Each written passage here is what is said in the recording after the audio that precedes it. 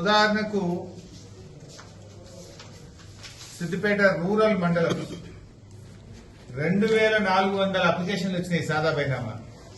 ఈ రోజుకు ఒక్కరు కూడా అఫిడవిట్ ఇవ్వలేదు మేము భూమి అమ్మినామని.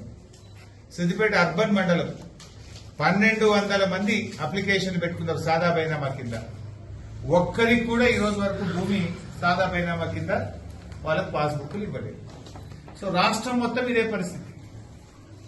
ఇవాళ కాంగ్రెస్ ప్రభుత్వం రైతులను దగా చేసింది.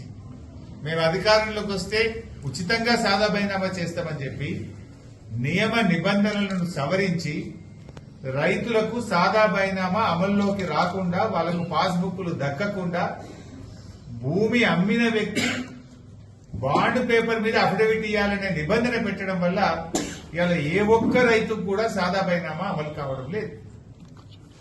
ఆనాడు బీఆర్ఎస్ ప్రభుత్వం ఈ అఫిడవిట్ అనే నిబంధన లేకుండా బీఆర్ఎస్ ప్రభుత్వం 6,20,000 మందికి సాదా బైనామా అమలు చేసింది, పాస్బుక్లు ఇచ్చింది. కానీ కాంగ్రెస్ మొండి చేయి చూపింది. రెవెన్యూ సదస్సులో వచ్చినటువంటి దరఖాస్తులకు దిక్కులేదు.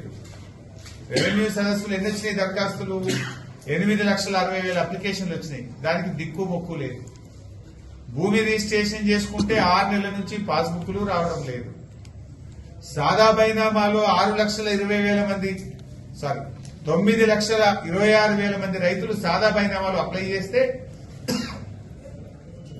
ఒక్కరికి కూడా సాదా బైనామా అమలైతలేదు, పాస్బుక్లు రావడం లేదు. అదే బీఆర్ఎస్ సాదా బైనామా కింద ఆ రోజు 6,20,000 మందికి పాస్బుక్లు ఇచ్చింది. కాంగ్రెస్ మొండి చేయి చూపింది, రైతులను మోసం చేసింది.